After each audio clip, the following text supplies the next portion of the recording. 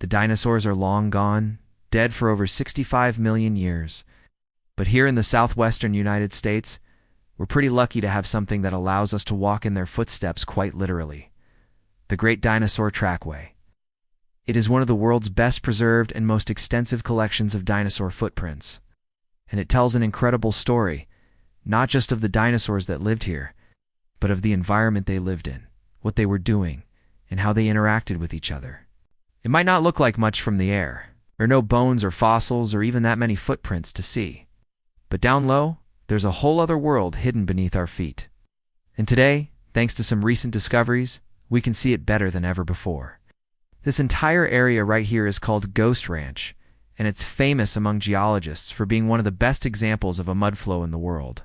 We've been walking on this ancient mudslide for hundreds of millions of years, and the dinosaurs walked on it too, hundreds of millions of years ago. In the Triassic period, about 230 million years ago, this entire area was a low-lying coastal plain, maybe only a few feet above sea level. This part of the continent was basically a swampland full of rivers, lakes, and mud. In fact, all of the rocks here are made of mud, silt, clay, and volcanic ash, stuff that settles out of water. Over time, these sediments build up and harden into stone, forming layers upon layer of rock.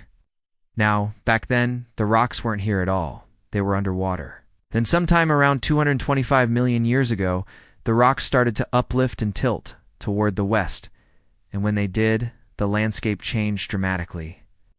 All those swampy lowlands became hills and valleys, and with that, everything changed. The old shoreline moved way out to the west, and now the land rose up between 600 and 1,800 feet above the new shoreline that created this giant bowl. Whatever was in that bowl was kind of stuck there. Rivers couldn't flow downhill to the west because the land was tilted up. So all the water flowed eastward, and that caused massive amounts of mud to flow eastward as well. Every once in a while, there would be so much rain or a really big earthquake that would shake up the bottom and send huge landslides crashing down the slope. And we can see evidence of that today. Ow.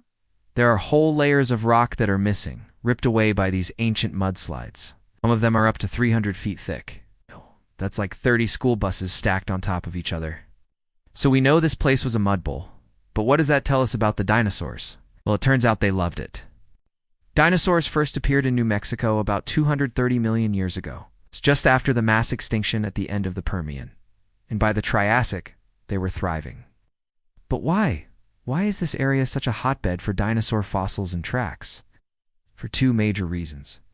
One is that the Triassic was the beginning of a new era, and the beginning of eras are always hot times for evolution. So lots of new species showed up in New Mexico, and Ghost Ranch was perfect for them. It was warm, it was wet, and there was plenty to eat.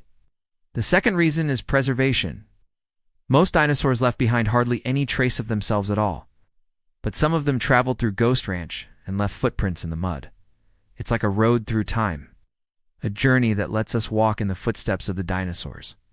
In total, there are more than 5,000 individual tracks from at least 40 different kinds of dinosaurs. Together, they tell the story of what life was like for dinosaurs in New Mexico during the Triassic. And thanks to some recent excavations, we can hear that story more clearly than ever before. Right there below our feet, thanks to some recent excavations, we can hear that story more clearly than ever before.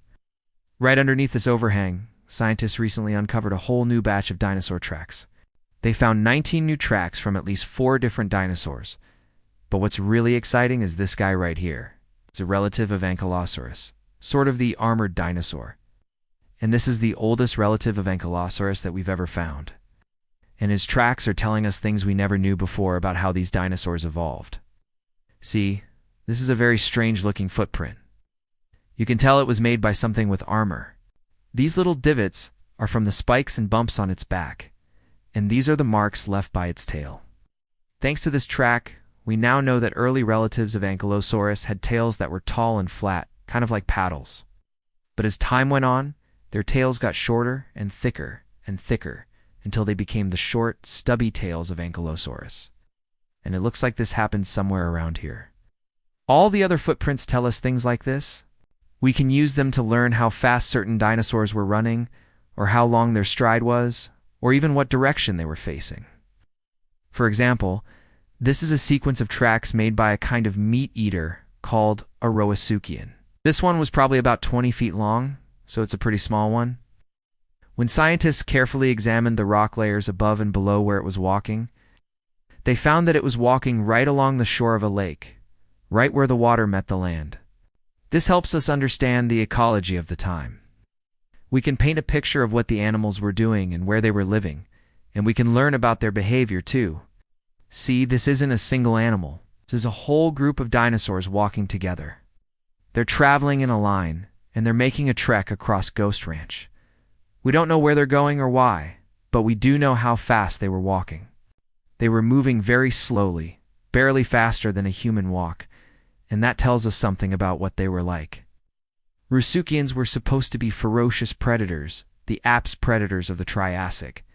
But this trackway shows us that at least sometimes they weren't. Sometimes they were gentle giants, lumbering around like hippos. This last trackway is one of my favorites. It's a group of small ornithopods that are crossing a stream. These dinosaurs were ancestors of the famous Maiasaura, but they were pretty small, no bigger than a chicken. Now, when scientists looked at the spacing between the footprints, they noticed that it was a little wider than normal. That means these dinosaurs weren't just walking side by side. They were also taking turns leading the way. They were marching in a line, one after another, and they were passing the baton in the middle of their walk. We don't know why they were doing this.